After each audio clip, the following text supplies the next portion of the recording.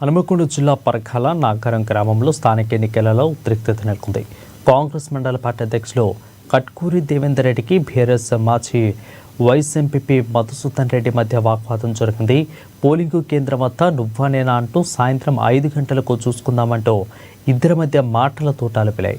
వెంటనే పోలీసులు రంగప్రవేశం చేసి గొడవ సద్దుమణిగేలా చేశారు.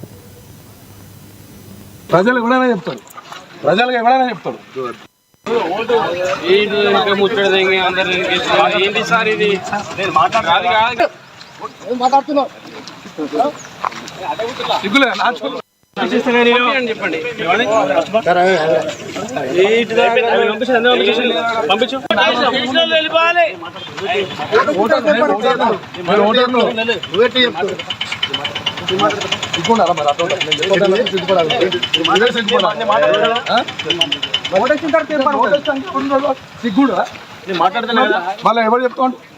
ప్రజలు ఎవరైనా చెప్తాడు, ప్రజలకు ఎవరైనా చెప్తాడు.